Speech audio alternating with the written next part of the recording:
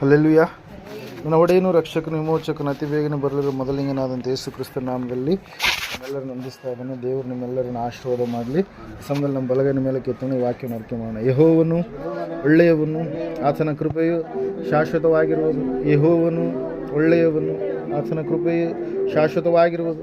ಯೆಹೋವನು ಒಳ್ಳೆಯವನು, ಆತನ ಕೃಪೆಯು ಶಾಶ್ವತವಾಗಿರುವುದು. ಆಮೇನ್, ಆಮೇನ್, ಆಮೇನ್. ಹಲ್ಲೆಲೂಯಾ. ಓಕೆ, ಓದುವಾರ ನಾವು ಧ್ಯಾನ ಮಾಡಿದಂಥ ವಾಕ್ಯ ಯಾವುದಾಗಿತ್ತು? ಯಾರಾದ್ರು ನೆನಪು ಮಾಡ್ತೀರಾ? ಯಾವ ವಿಷಯದ ಕುರಿತಾಗಿ ಪರಿಶುದ್ಧಾತ್ಮ ದೇವರು ನಮ್ಮ ಸಂಗಡ ಮಾತಾಡಿದ್ರಮ್ಮ? ದೀರ್ಘ ಶಾಂತಿಯಿಂದ. ಹಲ್ಲೆಲೂಯಾ. ದೀರ್ಘ ಶಾಂತಿಯಿಂದ ದೇವರ ಮಕ್ಕಳ ಲಕ್ಷಣ ದೀರ್ಘ ಶಾಂತಿಯಿಂದ ಜೀವಿಸಬೇಕು, ಸಹನೆಯುಳ್ಳವರಾಗಿ ಇರಬೇಕು. ಅವರು ಅರಿದು ಬೀಳುವಂಥವ್ರಾಗಬಾರ್ದು, ಕೋಪ ಮಾಡಿಕೊಳ್ಳುವಂಥವ್ರು ಆಗಬಾರ್ದು. ದೇವರ ಒಂದು ಚಿತ್ತಕ್ಕೆ ಒಡಂಬಟ್ಟು ದೇವರ ಬರುವಿಕೆಗಾಗಿ ಕಾಯುವಂಥ ಮಕ್ಕಳಾಗಿ ಇರಬೇಕೆನ್ನುವಂಥ ಸಂಗತಿಯನ್ನು ಓದುವರು ನಾವು ನೋಡಿದ್ವಿ. ಇವತ್ತಿನ ದಿವಸ ಇನ್ನೊಂದು ವ್ಯತ್ಯಾಸಕರವಾದಂಥ ಒಂದು ಸಂಗತಿಯನ್ನು ನಾವು ನೋಡೋಣ. ಗಲಾತ್ಯದವರಿಗೆ ಬರೆದ ಪತ್ರಿಕೆ 5ನೇ ಅಧ್ಯಾಯ. ಪೌಲನು ಬರೆದಿರತಕ್ಕಂಥ ಪತ್ರಿಕೆಗಳಲ್ಲಿ 14 ಪತ್ರಿಕೆಗಳಲ್ಲಿ ಒಂದು ಪತ್ರಿಕೆ 5ನೇ ಅಧ್ಯಾಯ 1ನೇ ವಚನ. ಕ್ರಿಸ್ತನು ನಮ್ಮನ್ನು ಸ್ವತಂತ್ರದಲ್ಲಿ ಇರಿಸಬೇಕೆಂದು ನಮಗೆ ಬಿಡುಗಡೆ ಮಾಡಿದನು, ಅದರಲ್ಲಿ ಸ್ಥಿರವಾಗಿ ನಿಲ್ಲಿರಿ, ದಾಸತ್ವದ ನೊಗದಲ್ಲಿ ತಿರುಗಿ ಸಿಕ್ಕಿಕೊಳ್ಳಬೇಡಿರಿ. ಹಲ್ಲೆಲೂಯಾ. ಎರಡನೇ ಇಲ್ಲಿ ನಾವು ನೋಡ್ತಾ ಇದ್ದೇವೆ ದೇವರ ಮಕ್ಕಳ ಇನ್ನೊಂದು ಲಕ್ಷಣ ಏನಂತಂದರೆ, ಅವರು ಸ್ವತಂತ್ರರಾಗಿ ಇದ್ದ ಕಾರಣಕ್ಕಾಗಿ ಅವರು ಪುನಃ ಪಾಪದ ದಾಸತ್ವದ ಕಡೆಗೆ ಹೋಗಲಾರದೆ ತಮ್ಮ ಜೀವಿತವನ್ನು ಭಕ್ತಿಯಿಂದ ಎಚ್ಚರಿಕೆಯಿಂದ ಕಾಪಾಡಿಕೊಳ್ಳುವಂಥವರಾಗಿದ್ದಾರೆ. ಹಲ್ಲೆಲೂಯಾ. ಸೈತಾನನು ಯಾವಾಗಲೂ ಕೂಡ ನಮ್ಮನ್ನು ಪಾಪದ ಸೆಳುವಿಗೆ, ಆ ಒಂದು ಶಾಪದ ಸ್ಥಿತಿಯ ಕಡೆಗೆ, ದೇವರ ಮಾರ್ಗದಿಂದ ದುಷ್ಟ ಮಾರ್ಗದ ಕಡೆಗೆ ನಮ್ಮನ್ನು ನಡೆಸಬೇಕಂತೇಳಿ ಇಷ್ಟಪಡುವಂಥವನು ಆಗಿರ್ತಾನೆ. ಪ್ರಿಯರೇ, ಇಲ್ಲಿ ನಾವು ನೋಡ್ತಾ ಇದ್ದೇವೆ ಪೌಲನು ಎಚ್ಚರಿಸ್ತಾ ಇದ್ದಾನೆ, ತಿರುಗಿ ನೀವು ಸಿಲುಕಿಕೊಳ್ಳಬೇಡ್ರಿ. ನಿಮ್ಮ ಭಕ್ತಿಯ ಜೀವಿತವನ್ನು ನೀವು ಎಚ್ಚರಿಕೆಯಿಂದ ನೀವೇನು ಮಾಡಬೇಕು? ಜೀವಿಸಬೇಕು. ಹಳೆಯ ಜೀವಿತದ ಕಡೆಗೆ, ಪಾಪದ ಜೀವಿತದ ಕಡೆಗೆ, ಆ ಒಂದು ಕೆಟ್ಟ ದುಷ್ಟ ಕಾರ್ಯಗಳ ಜೀವಿತದ ಕಡೆಗೆ, ಬಲಹೀನತೆಯ ಜೀವಿತದ ಕಡೆಗೆ, ಅಸಮಾಧಾನದ ಜೀವಿತದ ಕಡೆಗೆ ಪುನಃ ನೀವು ಹೋಗಬೇಡ್ರಿ. ದೇವರು ನಿಮಗೆ ಬಿಡುಗಡೆಯನ್ನು ಕೊಟ್ಟಿದ್ದಾನೆ, ಸ್ವತಂತ್ರವನ್ನು ಕೊಟ್ಟಿದ್ದಾನೆ. ಆ ಒಂದು ಯಾವೊಂದು ದೇವರಿಂದ ದೂರವಾದಂಥ ಸ್ಥಿತಿಯಲ್ಲಿ ನೀವು ಇದ್ದರೂ ಪುನಃ ದೇವರು ತನ್ನ ಸ್ವರಕ್ತ ಕೊಡೋದ್ರ ಮೂಲಕವಾಗಿ ನಿಮಗೆ ಬಿಡುಗಡೆ ಕೊಟ್ಟಿದ್ದಾನಲ್ವಾ, ಆತನ ಬಳಿಗೆ ಪುನಃ ಕರೆದುಕೊಂಡಿದ್ದಾನಲ್ವಾ, ಮತ್ತೆ ಆತನನ್ನು ಬಿಟ್ಟು ನೀವು ಕೊಸರಿಕೊಂಡು ಆತನ ಕೈಯಲ್ಲಿ ಚಿತ್ರಿಸಿಕೊಂಡಿದ್ದಾನೆ. ಆದರೆ ಕೆಲವರು ಏನು ಮಾಡ್ತಾರೆ? ಆತನ ಕೈಯಿಂದ ಏನು ಮಾಡ್ತಾರೆ? ತಪ್ಪಿಸಿಕೊಂಡು ಹಿಂದಕ್ಕೆ ಓಡಿ ಹೋಗುವಂಥವ್ರು ಇರ್ತಾರೆ. ದೇವರು ನಮ್ಮನ್ನು ಕೈ ಬಿಡೋದಿಲ್ಲ, ಆದರೆ ನಾವೇ ದೇವ್ರ ಕೈ ಬಿಟ್ಟು ಏನು ಮಾಡ್ತೀವಿ ರೀ? ಹೊರಗಡೆ ಹೋಗುವಂಥವ್ರಾಗಿರ್ತೀವಿ. ಪ್ರೇರಿಲ್ ನಾವು ನೋಡ್ತಾ ಇದ್ದೆ, ದೇವ್ರ ವಾಕ್ಯ ಕೇಳ್ತಾ ಇದೆ, ಪೌಲನು ಎಚ್ಚರಿಸ್ತಾ ಇದ್ದಾನೆ. ಗಲಾತ್ಯದವರಿಗೆ ಬರೆದ ಪತ್ರಿಕೆಯಲ್ಲಿ ನಾವು ಈಗಾಗಲೇ ಓದಿದ ಹಾಗೆ ಸ್ಥಿರವಾಗಿ ನಿಲ್ಲಬೇಕು. ಎಲ್ಲಿ ನಿಲ್ಲಬೇಕು ನಾವು? ದೇವರು ನಮಗೆ ಕೊಟ್ಟಂಥ ಸ್ವತಂತ್ರದಲ್ಲಿ, ದೇವರು ನಮಗೆ ಕೊಟ್ಟಂಥ ಭಕ್ತಿಯಲ್ಲಿ ನಾವು ಸ್ಥಿರವಾಗಿ ನಿಲ್ಲಬೇಕು. ಸ್ಥಿರವಾಗಿ ನಿಂತಂಥವರ ಜೀವಿತದಲ್ಲಿನೇ ದೇವರು ಮಹತ್ತರವಾದಂಥ ಕಾರ್ಯಗಳನ್ನು ಮಾಡ್ತಾರೆ. ಅವರಿಗೆ ಬರುವಂಥ ಶೋಧನೆಗಳನ್ನು ದೇವರು ಜಯಿಸುವಂಥ ಶಕ್ತಿಯನ್ನು ಕೊಡ್ತಾರೆ. ಪ್ರೇರಿಲ್ ನಾವು ನೋಡ್ತಾ ಇದ್ದೆ, ಸತ್ಯವೇದ ಹೇಳ್ತಾ ಇದೆ ಸ್ಪಷ್ಟವಾಗಿ, ದಾಸತ್ವದ ನೊಗ. ಅದು ಯಾವ ನೊಗ ಅಂತ? ಸೈತಾನ ತಂದಾಕಿರುವಂಥದ್ದು ದಾಸತ್ವದ ನೊಗ. ಆ ಒಂದು ದಾಸತ್ವದ ನೊಗದಲ್ಲಿ ನಾವು ಸಿಲುಕಿ ಹಾಕ್ಕೊಂಡ್ಬಿಟ್ರೆ ಪುನಃ ನಾವು ಹೊರಗಡೆ ಬರೋದಕ್ಕೆ ಭಾಳ ಕಷ್ಟ ಆಗುತ್ತೆ. ಪ್ರೇರಿಲ್ ಸತ್ಯವೇದದಲ್ಲಿ ಕೆಲವು ವ್ಯಕ್ತಿಗಳ ಕುರಿತಾಗಿ ನಾವು ನೋಡುವಾಗ ಸತ್ಯವೇದ ಈ ರೀತಿಯಾಗಿ ಹೇಳ್ತದೆ, ನಾವು ದಾಸತ್ವದ ನೊಗದ ಕಡೆಗೆ ಯಾಕೆ ಹೋಗ್ತೀವಿ ಅಂತಂದರೆ, ಶರೀರ ಅಧೀನ ಸ್ವಭಾವವುಳ್ಳವರಾಗಿ ನಾವು ಜೀವಿಸುವಂಥ ಕಾರಣಕ್ಕಾಗಿ. ಶರೀರ ಏನು ಮಾಡುತ್ತೆ? ಈ ಲೋಕವನ್ನು ಬೇಡುತ್ತೆ, ಆದರೆ ಆತ್ಮ ನಮಗೇನು ಮಾಡುತ್ತಾರೆ? ಪರಲೋಕ ಬೇಕು ಎಂಬುದಾಗಿ ಕೋರುವಂಥದ್ದಾಗಿದೆ. ನೀವು 5ನೇ ಅದೇ 13ನೇ ವಚನ ಓದಿದರೆ, ಸಹೋದರರೇ, ನೀವು ಸ್ವತಂತ್ರವಾಗಿರಬೇಕೆಂದು ದೇವರು ನಿಮ್ಮನ್ನು ಕರೆದನು, ಆದರೆ ನಿಮಗಿರುವ ಸ್ವಾತಂತ್ರ್ಯವನ್ನು ಶರೀರ ಅಧೀನ ಸ್ವಭಾವಕ್ಕೆ ಆಸ್ಪದವಾಗಿ ಬಳಸದೆ ಪ್ರೀತಿಯಿಂದ ಒಬ್ಬರಿಗೊಬ್ಬರು ಸೇವೆ ಮಾಡಿರಿ. ನಿನ್ನ ನೆರೆಯವನನ್ನು ನಿನ್ನಂತೆಯೇ ಪ್ರೀತಿಸಬೇಕು ಎಂಬ ಒಂದೇ ಮಾತಿನಲ್ಲಿ ಧರ್ಮಶಾಸ್ತ್ರವೆಲ್ಲ ಅಡಕವಾಗಿದೆ. ಆದರೆ ನೀವು ಒಬ್ಬರನ್ನೊಬ್ಬರು ಕಚ್ಚಿ ಹರಕೊಂಡು ನುಂಗುವುದಾದರೆ ಒಬ್ಬರಿಂದೊಬ್ಬರು ನಾಶವಾದಿರಿ. ನೋಡಿರಿ, ನಾನು ಹೇಳುವುದೇನೆಂದರೆ, ಪವಿತ್ರಾತ್ಮನನ್ನು ಅನುಸರಿಸಿ ನಡೆದುಕೊಳ್ಳಿರಿ, ಆಗ ನೀವು ಶರೀರ ಭಾವದ ಅಭಿಲಾಷೆಗಳನ್ನು ಎಷ್ಟು ಮಾತ್ರಕ್ಕೂ ನೆರವೇರಿಸುವುದೇ ಇಲ್ಲ ಎಂಬುದಾಗಿ. ಹಲ್ಲೆಲೂಯಾ. ಅನೇಕರು ತಪ್ಪಿ ಹೋಗೋದಕ್ಕೆ ಕಾರಣ ಏನಂತಂದರೆ, ಭಕ್ತಿಯಲ್ಲಿ ಬಿದ್ದು ಹೋಗೋದಕ್ಕೆ ಕಾರಣ ಏನಂತಂದರೆ, ಈ ಲೋಕವನ್ನು ನೋಡುವಂಥವರಾಗಿರ್ತಾರೆ, ಶರೀರ ಅಧೀನ ಸ್ವಭಾವವುಳ್ಳವರಾಗಿ ಆಗಿರ್ತಾರೆ ಪ್ರಿಯರೇ. ಅದಕ್ಕಾಗಿ ನಾವು ನೋಡ್ತಾ ಇದ್ದೇವೆ, ಲೋಟನು ಏನು ಮಾಡ್ತಾ ಇದ್ದಾನಂತಂದರೆ, ಸತ್ಯವೇದದಲ್ಲಿ ನೋಡ್ತಾ ಇದ್ದೇವೆ, ಕಣ್ಣಿಗೆ ಅಂದವಾಗಿರುವ ಚಂದವಾಗಿರುವ ಆ ಒಂದು ದೇಶವನ್ನು ನೋಡ್ತಾ ಇದ್ದಾನೆ. ಸೊದೊಮ ಗೊಮೊರ ಎನ್ನುವಂಥ ಪಟ್ಟಣವನ್ನು ಆದಿಕಾಂಡ ಪುಸ್ತಕದಲ್ಲಿ ಅದರ ಕುರಿತಾಗಿ ನಾವು ನೋಡ್ತಾ ಇರ್ತೀವಿ ಪ್ರಿಯರೇ. ಹಲ್ಲೆಲೂಯಾ. ಅದು ನೋಡೋದಕ್ಕೆ ಬಹಳ ರಮ್ಯವಾಗಿ, ಕಾಣೋದಕ್ಕೆ ಬಹಳ ಅಂದವಾಗಿ ಕಾಣುವಂಥ ಆ ದೇಶ ಏದೇನು ವನದಂತೆ ಕಾಣ್ತಾ ಇತ್ತು ಎಂಬುದಾಗಿ ವಾಕ್ಯದಲ್ಲಿ ನಾವು ನೋಡ್ತಾ ಇದ್ದೇವೆ ಪ್ರಿಯರೇ. ಹಲ್ಲೆಲೂಯಾ. Praise Lord. ಇಲ್ಲಿ ನಾವು ನೋಡ್ತಾ ಇದ್ದೇವೆ, ಸತ್ಯವೇದ ಹೇಳ್ತಾ ಇದೆ ಪ್ರಿಯರೇ, 13ನೇ ಅಧ್ಯಾಯ ಒಂದ್ಸರಿ ತೆಗೆದ್ರೆ 10ನೇ ವಚನ, ಆದಿಕಾಂಡ ಪುಸ್ತಕ. ಲೋಟನು ಕಣ್ಣೆತ್ತಿ ನೋಡಲಾಗಿ ಯೋರ್ದನ್ ಹೊಳೆಯ ಸುತ್ತಲಿನ ಪ್ರದೇಶವು ಚೊಗರೂರಿನ ತನಕ ಎಲ್ಲ ಕಡೆಯಲ್ಲಿಯೂ ನೀರಾವರಿಯ ಸ್ಥಳವೆಂದು ತಿಳ್ಕೊಂಡನು. ಯೆಹೋವನು ಸೊದೋಮ್ ಗೊಮೋರ ಪಟ್ಟಣಗಳ ನಾಶ ಮಾಡುವುದಕ್ಕಿಂತ ಮುಂಚೆ ಆ ಸೀಮೆಯು ಯೆಹೋವನ ವನದಂತೆ ಐಗುಪ್ತ ದೇಶದಂತೆಯೂ ನೀರಾವರಿಯಾಗಿತ್ತು. ಆದದಿಂದ ಲೋಟನು ಯೋರ್ದನ್ ಹೊಳೆಯ ಸುತ್ತಣ ಪ್ರದೇಶವನ್ನು ಆದುಕೊಂಡು ಮೂಡಣ ಕಡೆಗೆ ಹೊರಟನು. ಹೀಗೆ ಅವರಿಬ್ಬರು ಪ್ರತ್ಯೇಕವಾದರು ಎಂಬುದಾಗಿ. ಹಲ್ಲೆಲೂಯಾ.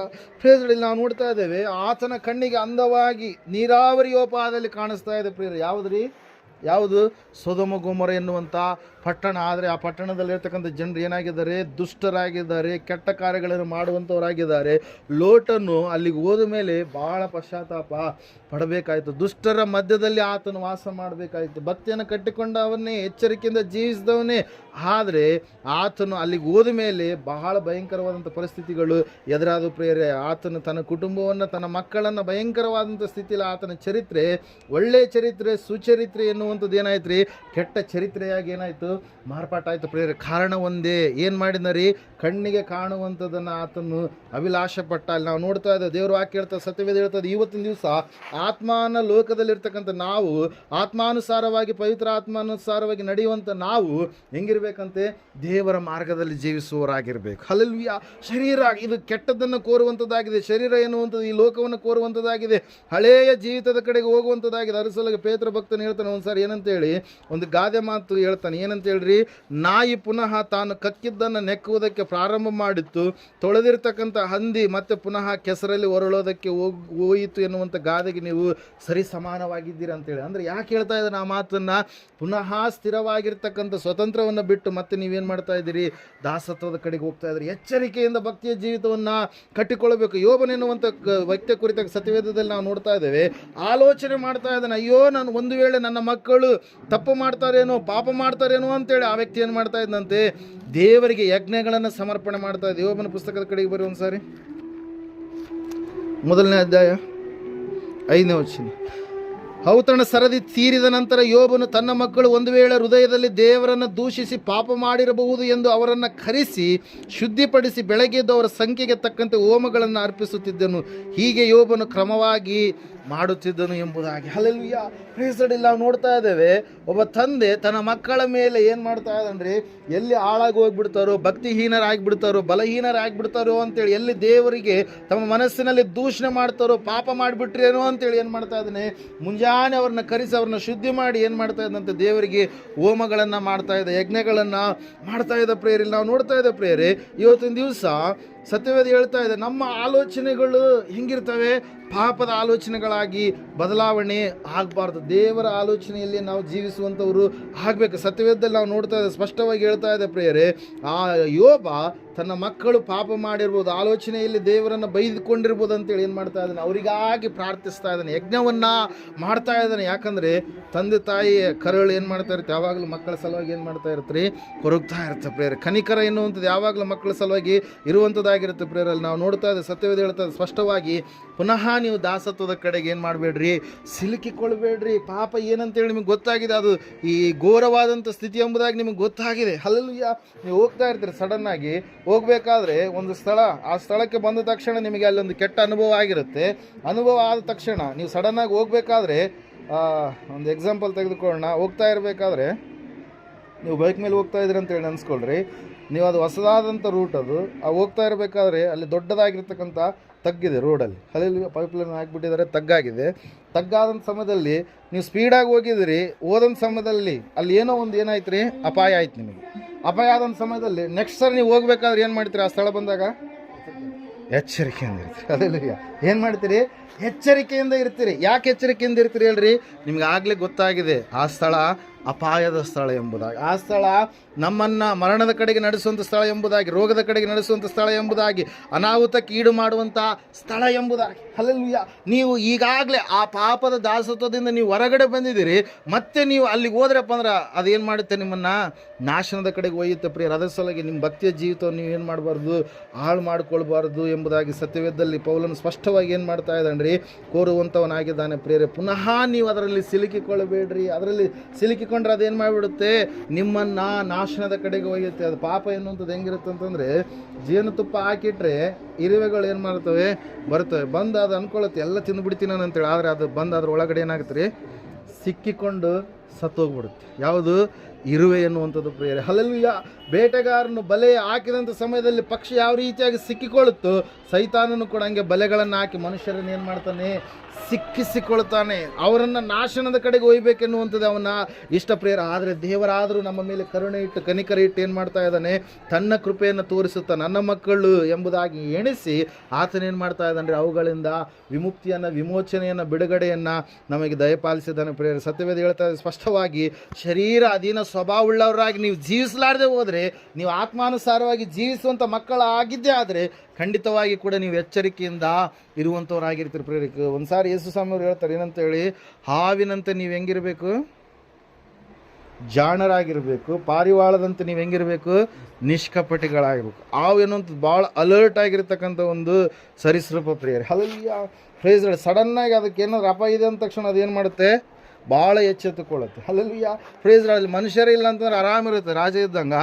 ಯಾರು ಮನುಷ್ಯರ ಸುಳಿವು ಸ್ವಲ್ಪ ಸಿಕ್ತಂದರೆ ನನ್ನನ್ನೇ ಹುಡುಕ್ತಾ ಇದ್ದಾರೆ ಅಂತೇಳಿ ಸ್ವಲ್ಪ ಗೊತ್ತಾದರೆ ಅದು ಭಾಳ ಅಲರ್ಟ್ ಆಗಿರುತ್ತೆ. ಅದೇ ರೀತಿಯಾಗಿ ನೀವು ಕೂಡ ಹೆಂಗಿರಬೇಕು, ಭಕ್ತಿಯ ಜೀವಿತದಲ್ಲಿ ಅಲರ್ಟ್ ಆಗಿರಬೇಕು, ಎಚ್ಚರಿಕೆಯಿಂದ ಇರಬೇಕು. ನಿಮ್ಮ ಭಕ್ತಿಯನ್ನು ಎಷ್ಟು ದಿವಸಗಳ ಕಾಲ ನೀವು ಕಾಪಾಡಿಕೊಂಡು ಒಂದು ವೇಳೆ ಯಾವುದೋ ಒಂದು ಕಾರ್ಯದ ನಿಮಿತ್ತವಾಗಿ ನೀವು ಭಕ್ತಿಯನ್ನು ಕೆಡಿಸ್ಕೊಂಡು ಬಿಟ್ಟರೆ ಏನಾಗ್ಬಿಡ್ತೀರಿ, ಮತ್ತೆ ನೀವು ಬಲಹೀನತೆ ಕಡೆಗೆ ಹೋಗ್ಬಿಡ್ತೀರಿ. ಅದರ ಸಲುವಾಗಿ ಪಾಪದ ದಾಸತ್ವದಲ್ಲಿ ಮತ್ತೆ ನೀವೇನು ಮಾಡಬಾರ್ದು, ಸಿಲುಕಿಕೊಳ್ಳಬಾರ್ದು. ಪಾಪದ ಕಡೆಗೆ ಮತ್ತೆ ನೀವು ಬಲಹೀನತೆ ಕಡೆಗೆ ಹೋಗಬಾರ್ದು. ವಿಗ್ರಹಾರಾಧನೆ ಆಗಿರ್ಬೋದು, ಮಾಟ ಮಂತ್ರ ತಂತ್ರ ಶಕ್ತಿ ಆಗಿರ್ಬೋದು, ಕಣಿ ಹೇಳುವಂಥದ್ದಾಗಿರ್ಬೋದು, ಸತ್ತವರನ್ನು ಪೂಜಿಸುವಂಥದ್ದಾಗಿರ್ಬೋದು, ಇನ್ನೊಂದು ಮುನ್ನೊಂದು ಮತ್ತೊಂದು ಯಾವುದೇ ಆಗಿರಲಿ, ಪಾಪ ಏನೆಂಬುದಾಗಿ ನಿನಗೆ ಗೊತ್ತಾಗಿದೆ. ಆ ಪಾಪದ ಕಡೆಗೆ ಪುನಃ ನೀನು ಹೋದರೆ ಅದು ನಿನ್ನನ್ನು ಏನು ಮಾಡುತ್ತೆ, ಹಿಡಿದಿಟ್ಟುಕೊಳ್ಳುತ್ತೆ. ಅದು ನಿನ್ನನ್ನು ಬಿಡೋದಿಲ್ಲ. ನಿನ್ನನ್ನು ಪಾತಾಳಕ್ಕೆ ಒಯ್ಯೋದವರೆಗೂ ಕೂಡ ಅದಕ್ಕೇನಿರಲ್ಲ, ಸಮಾಧಾನ ಇರಲ್ಲ ಪ್ರಿಯರು. ಅದಕ್ಕಾಗಿ ನಾವು ನೋಡ್ತಾ ಇದ್ದೇವೆ ಇವತ್ತಿನ ದಿವಸ ನಾವು ಎಚ್ಚರಿಕೆಯಿಂದ ನಮ್ಮ ಭಕ್ತಿಯನ್ನು ನಾವೇನು ಮಾಡಬೇಕು, ಜೀವಿಸುವಂಥವರಾಗಿರಬೇಕು ಪ್ರಿಯರೇ. ನಮ್ಮ ಕಾಲುಗಳು ಸರಿಯಾದ ಮಾರ್ಗದಲ್ಲಿ, ನೆಟ್ಟನೆಯ ಮಾರ್ಗದಲ್ಲಿ ನಾವು ನಡೆಯುವಂಥದ್ದಾದರೆ, ಕೀರ್ತನೆಗಳ ಪುಸ್ತಕದಲ್ಲಿ ನಾವು ನೋಡ್ತಾ ಇದ್ದೇವೆ.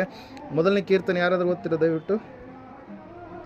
ಯಾವನು ದುಷ್ಟರ ಆಲೋಚನೆಯಂತೆ ನಡೆಯದೆ, ಪಾಪಾತ್ಮರ ಮಾರ್ಗದಲ್ಲಿ ನಿಂತುಕೊಳ್ಳದೆ, ಧರ್ಮನಿಂದಕರೊಡನೆ ಕೂತುಕೊಳ್ಳದೆ, ಯೆಹೋವನ ಧರ್ಮಶಾಸ್ತ್ರದಲ್ಲಿ ಆನಂದ ಪಡುವವನಾಗಿ ಅದನ್ನೇ ಹಗಲು ಇರುಳು ಧ್ಯಾನಿಸುತ್ತಿರುವನು, ಅವನು ಎಷ್ಟೋ ಧನ್ಯನು ಎಂಬುದಾಗಿ. ಹಲ್ಲೆಲೂಯಾ. ಯಾವುದನ್ನು ರೀ, ದೇವರ ಮಾರ್ಗವನ್ನು ಹಿಡಿದಿದ್ರೆ, ಅದೇ ದೇವರ ಮಾರ್ಗದಲ್ಲಿ ನೀವು ಸ್ಥಿರವಾಗಿ ನಡೆದಿದ್ದೆ ಆದರೆ ನೀವು ಎಷ್ಟೋ ಧನ್ಯರಂತೆ. ಹಲ್ಲೆಲೂಯಾ. Praise Lord. ಇಹಲೋಕದಲ್ಲಿಯೂ ಪರಲೋಕದಲ್ಲಿಯೂ ಕೂಡ ನಿಮಗೆ ಜಾಗ ಉಂಟು, ಸ್ಥಳ ಉಂಟು ಪ್ರಿಯರೇ. ನಿಮ್ಮ ಹೆಸರುಗಳು ಈ ಲೋಕದಲ್ಲಿ ಅಲ್ಲ, ಪರಲೋಕದಲ್ಲಿ ಬರೆಯದ ಕಾರಣಕ್ಕಾಗಿ ನೀವೇನು ಮಾಡಬೇಕು, ಸಂತೋಷ ಪಡುವಂಥವ್ರು ಆಗಿರಬೇಕೆಂಬುದಾಗಿ ವಾಕ್ಯ ನಮಗೆ ತಿಳಿಸ್ತಾ ಇದೆ ಪ್ರಿಯರೇ. ಅದರ ಸಲುವಾಗಿ ಎಚ್ಚರಿಕೆ ಜೀವಿತ ಉಳ್ಳವರಾಗಿರುವಂಥವರು ದೇವರ ಮಕ್ಕಳು ಪ್ರಿಯರೇ. ಅಪಾಯ ಇದೆ ಎಂಬುದಾಗಿ ಹೇಳಿದ ತಕ್ಷಣ, ಅಪಾಯ ಇದೆ ಅಂತೇಳಿ ಅವ್ರಿಗೆ ಗೊತ್ತಾದ ತಕ್ಷಣ ಅಪಾಯದ ಕಡೆಗೆ ಅವರು ಹೋಗಲಾರ್ದವ್ರು, ತಿರುಗಿ ಮತ್ತೆ ದಾಸತ್ವದ ಕಡೆಗೆ ಹೋಗಲಾರ್ದಂಥವ್ರು. ಹಲ್ಲೆಲೂಯಾ. Praise Lord. ಐಗುಪ್ತದಿಂದ ದೇವರು ಅವರಿಗೆ ಬಿಡುಗಡೆ ಮಾಡಿದಾಗ ಅವರಲ್ಲಿ ಅನೇಕರು ಅಂದರು ಮತ್ತೇನಂತೇಳಿ, ನಾವು ಐಗುಪ್ತ ದೇಶದಲ್ಲಿಯೇ ಇದ್ದಿದ್ರೆ ಚೆನ್ನಾಗಿರ್ತಿತ್ತು, ಆ ದೇಶದಲ್ಲಿ ನಮಗೆ ಒಳ್ಳೆ ಆಹಾರ ಇತ್ತು, ಒಳ್ಳೆ ಕೆಲಸ ಇತ್ತು, ಬೇಕಾಗಿರುವಂಥದ್ದು ಎಲ್ಲ ಇತ್ತು. ಹಲ್ಲೆಲೂಯಾ. ಹಂಗೆ ಅಂದವರೆಲ್ಲ ಕೂಡ ಅವ್ರು ಏನಾದ್ರಂತೆ, ನಾಶವಾಗಿ ಹೋಗ್ಬಿಡ್ತು. ಕೆಲವೊಬ್ರನ್ನ ಭೂಮಿ ನುಂಗಿತ್ತು, ಕೆಲವೊಬ್ರು ರೋಗ ಬಂದು ಸತ್ತೋದ್ರು, ಭಯಂಕರವಾದಂಥ ಸ್ಥಿತಿಯಿಂದ ಕೆಲವೊಬ್ರು ಏನಾದ್ರು ಜಾರಿ ಹೋದ್ರು ಪ್ರಿಯರು. ಅದ್ರ ಸಲುವಾಗಿ ಹಿಂದಕ್ಕೆ ಹೋಗಬಾರ್ದು. ನಾವು ಐಗುಪ್ತ ದೇಶದಿಂದ ದೇವರು ಹೊರಗಡೆ ಯಾವ ರೀತಿಯಾಗಿ ಇಸ್ರಾಯೇಲನ್ನು ಕರೆದುಕೊಂಡು ಬಂದಾಗ ಅವ್ರನ್ನ ಕಾನಾನ್ ದೇಶವನ್ನು ಮುಟ್ಟೋದಕ್ಕೆ ಎಲ್ಲ ರೀತಿಯಿಂದಲೇ ಏರ್ಪಾಟು ಮಾಡಿದ್ನು, ಅದೇ ರೀತಿಯಾಗಿ ನಾವು ನೋಡ್ತಾ ಇದ್ದೇವೆ. ಸತ್ಯವೇದ ಹೇಳ್ತಾ ಇದೆ ಪ್ರಿಯರೇ, ಪಾಪದ ದಾಸತ್ವದಿಂದ ನಾವು ಹೊರಗಡೆ ಬಂದಿದ್ದೇವೆ. ನಾವು ಎಚ್ಚರಿಕೆಯಿಂದ ನಾವೇನು ಮಾಡಬೇಕು, ಜೀವಿಸುವವರಾಗಬೇಕು. ನಮಗೆ ಗೊತ್ತಿದೆ ಇವ್ರು ಹಿಂಗೆ ಇದ್ದಾರೆ ಅಂತೇಳಿ ನಾವೇನು ಮಾಡಬೇಕು, ಅಡ್ಜಸ್ಟ್ ಆಗಿ ಹೋಗ್ಬೇಕಷ್ಟೇ. ಹಲ್ಲೆಲೂಯಾ. Praise lord. ಅವ್ರು ಹಂಗೆ ಇರ್ತಾರೆ, ಆದರೆ ನಾವು ಹೆಂಗಿರ್ಬೇಕು ರೀ, ದೇವ್ರ ಮಕ್ಕಳಾದಂಥವ್ರು ನಾವು ನಮ್ಮ ಭಕ್ತಿಯ ವಿಷಯದಲ್ಲಿ ಎಚ್ಚರಿಕೆಯಿಂದ ಇದ್ದು ನಮ್ಮ ಭಕ್ತಿಯನ್ನು ಕಾಪಾಡಿಕೊಳ್ಬೇಕು. ನಮ್ಮ ಮಾತುಗಳಾಗಿರಲಿ, ನಮ್ಮ ನೋಟವಾಗಿರಲಿ, ನಮ್ಮ ನಡತೆಯಾಗಿರಲಿ, ನಮ್ಮ ಆಲೋಚನೆ ವಿಧಾನವಾಗಿರಲಿ, ಎಲ್ಲವೂ ಕೂಡ ಪ್ರತಿಯೊಂದನ್ನು ದೇವರು ಸ್ಕ್ಯಾನ್ ಮಾಡ್ತಾ ಇದ್ದಾನೆ, ದೇವ್ರು ನೋಡ್ತಾ ಇದ್ದಾನೆ ಎಂಬುದಾಗಿ ಗ್ರಹಿಸಿಕೊಂಡು ಜೀವಿಸುವಂಥ ಮಕ್ಕಳು ನಾವು ಆಗಿರಬೇಕು ಪ್ರೇರಿ. ಇಲ್ಲಿ ನಾವು ನೋಡ್ತಾ ಇದ್ದೇವೆ, ಸತ್ಯವೇದ ಹೇಳ್ತಾ ಇದೆ ಸ್ಪಷ್ಟವಾಗಿ ಏನಂತೇಳಂತಂದರೆ, ಶರೀರ ಭಾವದ ಕರ್ಮಗಳ ಕುರಿತಾಗಿ ನಾವು ಎಚ್ಚರಿಕೆಯಿಂದ ಇರಬೇಕು. 14 ವಿಷಯಗಳಿದ್ದಾವೆ. 14 ವಿಷಯಗಳು ನಮ್ಮಲ್ಲಿ ಎಷ್ಟು ಮಾತ್ರಕ್ಕೆ ಇರಬಾರ್ದು. ಪವಿತ್ರಾತ್ಮನ ಕೊಡುವಂಥ ಫಲಗಳು 9 ಇದ್ದಾವೆ.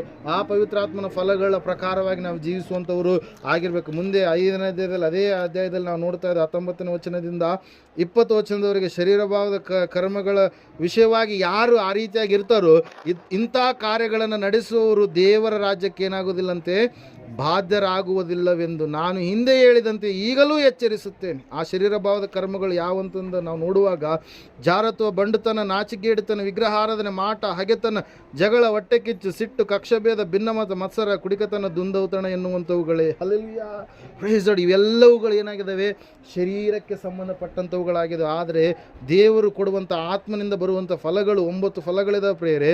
ಅವು ಯಾವುದಂದರೆ ಪ್ರೀತಿ, ಸಂತೋಷ, ಸಮಾಧಾನ, ಶಮೆದಮೆ, ಸಮಾಧಾನ, ದೀರ್ಘಶಾಂತಿ, ದಯೆ, ಉಪಕಾರ, ನಂಬಿಕೆ, ಸಾಧುತ್ವ ಮತ್ತು ಶಮೆದಮೆ ಎನ್ನುವಂಥವುಗಳು. Hallelujah, praise Lord. ಈ ಒಂದು ವಿಷಯಗಳು ಸಂಗತಿಗಳನ್ನು ನಾವು ನೋಡುವಾಗ ಪ್ರಿಯರೇ, ಸತ್ಯವೇದ ಹೇಳ್ತಾ ಇದೆ, ದೇವರ ಮಕ್ಕಳಂತೆ ಎಚ್ಚರಿಕೆಯಿಂದ ಇರ್ತಾರೆ, ಎಚ್ಚರಿಕೆ ಉಳ್ಳವರಾಗಿ ಇರ್ತಾರೆ. ಅವರಿಗೆ ಗೊತ್ತಿದೆ ದೇವರ ಆತ್ಮನ ನಡೆಸುವಿಕೆ ಅಂತಂದರೆ ಏನು, ಸೈತಾನ ಆತ್ಮನ ನಡೆಸುವಿಕೆ ಅಂತಂದರೆ ಏನು ಎಂಬುದಾಗಿ ಅವರು ಗ್ರಹಿಸಿಕೊಂಡಂಥವರಾಗಿದ್ದಾರೆ. ದೇವರ ಒಂದು ರಕ್ಷಣೆಯಲ್ಲಿ ಇದ್ದಂಥವ್ರು ಯಾವ ರೀತಿಯಾಗಿ ಜೀವಿಸಬೇಕು, ದೇವರ ಮಕ್ಕಳಾದಂಥ ನಮ್ಮನ್ನು ಲೋಕಸ್ಥರು ನೋಡುವಾಗ ಅವರ ಮಧ್ಯದಲ್ಲಿ ನಮ್ಮ ಜೀವಿತ ಯಾವ ರೀತಿಯಾಗಿ ಇರಬೇಕು, ನಾವು ನಮ್ಮ ಮನೆಯಲ್ಲಿ ಸಾಕ್ಷಿಯನ್ನು ಕಾಪಾಡಿಕೊಳ್ಬೇಕು, ಕುಟುಂಬದಲ್ಲಿ ಸಾಕ್ಷಿಯನ್ನು ಕಾಪಾಡಿಕೊಳ್ಬೇಕು, ವ್ಯಕ್ತಿಗತವಾಗಿ ಸಾಕ್ಷಿಯನ್ನು ಕಾಪಾಡಿಕೊಳ್ಬೇಕು, ಸಮಾಜದಲ್ಲಿ ಸಾಕ್ಷಿಯನ್ನು ಕಾಪಾಡಿಕೊಳ್ಳುವಂಥವರು ಆಗಿರಬೇಕು. ನಮ್ಮ ಸಾಕ್ಷಿಯನ್ನು, ಆತ್ಮಿಕ ಜೀವಿತವನ್ನು ಯಾರು ಕೂಡ ಬೆರಳು ಮಾಡಿ ತೋರಿಸಲಾರದ ಹಾಗೆ ಭಕ್ತಿಯ ಜೀವಿತವನ್ನು ನಾವೇನು ಮಾಡಬೇಕು,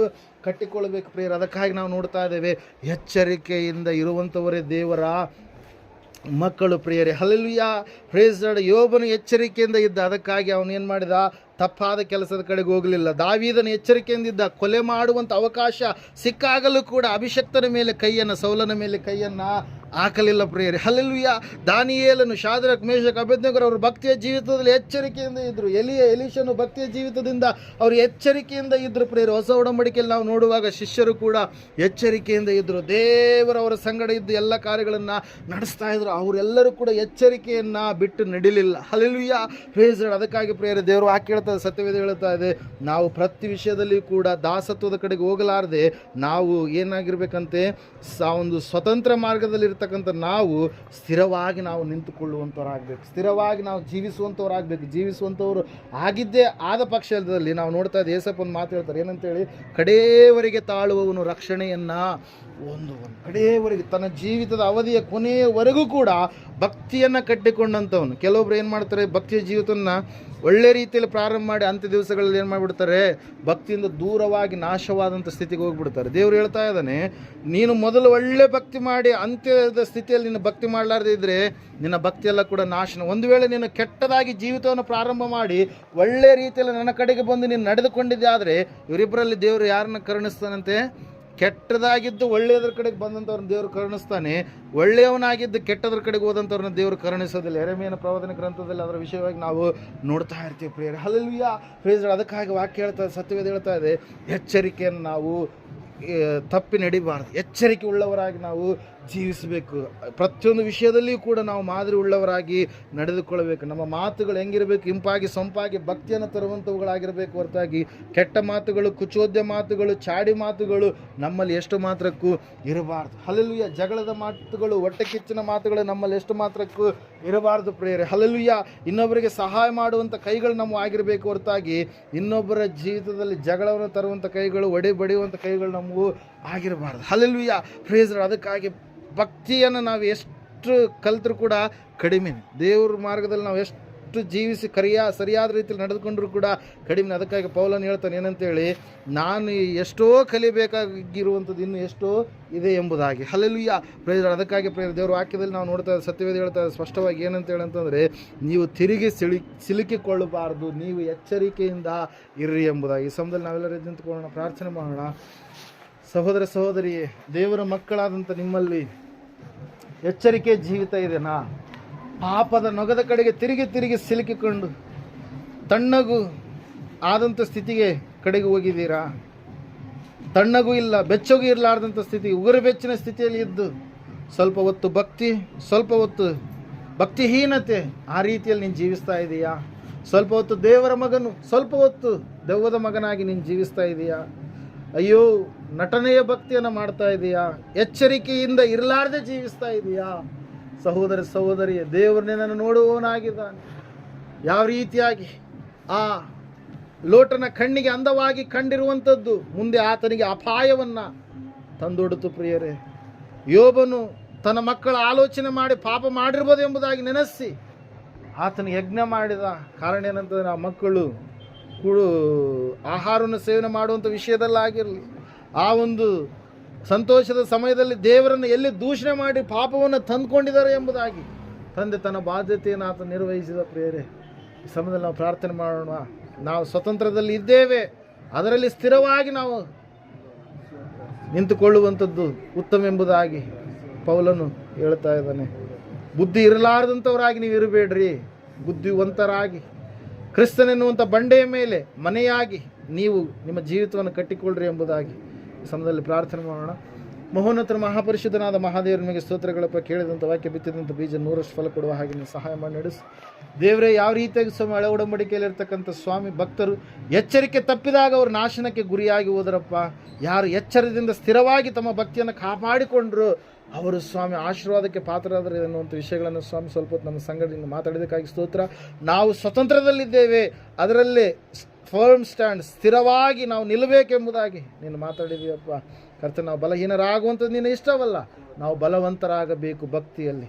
ನಾವು ಬುದ್ಧಿಹೀನರಾಗುವಂಥದ್ದು ನಿನ್ನ ಚಿತ್ತವಲ್ಲ, ನಾವು ಬುದ್ಧಿಯಲ್ಲಿ ಪ್ರಾಯಸ್ಥವುಳ್ಳವರಾಗಿ ಇರಬೇಕೆನ್ನುವಂಥದ್ದು ನಿನ್ನ ಚಿತ್ತವಾಗಿದೆ ಸ್ವಾಮಿ. ದೇವರೇ, ನಮ್ಮನ್ನು ಕರ್ತನೆ ನಿನ್ನ ಕರಗಳಲ್ಲಿ ಒಪ್ಪಿಸಿಕೊಡ್ತಾ ಇದ್ದ ಸೈತಾನ ಅನೇಕ ಸಾರಿ ಶೋಧನೆಗೆ ಒಳಪಡಿಸಿ ಅನೇಕ ಸಾರಿ ನಮ್ಮನ್ನು ಕೆಟ್ಟದಾದ್ರ ಕಡೆಗೆ ನಡೆಸಿಕೊಂಡು ಹೋಗಬೇಕಂತೇಳಿ ಆಲೋಚನೆಯನ್ನು ತಂದಾಗಲೂ ಕೂಡ ನಮ್ಮನ್ನಾದರೂ ಸ್ವಾಮಿ ಪವಿತ್ರಾತ್ಮ ದೇವರು, ಪರಿಶುದ್ಧಾತ್ಮ ದೇವರು ನೀವು ಒಳ್ಳೆ ಮಾರ್ಗದಲ್ಲಿ ನಡೆಸಿದ್ದಕ್ಕೆ ಮನಂತ ಕೃತಜ್ಞತೆ ಸ್ತೋತ್ರಗಳನ್ನು ಸಲ್ಲಿಸುತ್ತಾ ಯೇಸು ಕ್ರಿಸ್ತನ ನಾಮದಲ್ಲಿ ಪ್ರಾರ್ಥಿಸಿ ಕೇಳಿದಂಥ ವಾಕ್ಯ 30ರಷ್ಟು 60ರಷ್ಟು 100ರಷ್ಟು ಫಲ ಕೊಡುವ ಹಾಗೆ ಇವರು ಕೂಡ ಫಲ ಕೊಡುವ ಮಕ್ಕಳಾಗುವಂತೆ ಸಹಾಯ ಮಾಡಬೇಕೆಂಬುದಾಗಿ ಬೇಡಿದೆಲ್ಲವನು ಯೇಸುವಿನ ನಾಮದಲ್ಲಿ ಹೊಂದಿದೆ ಪರಮ ತಂದೆ.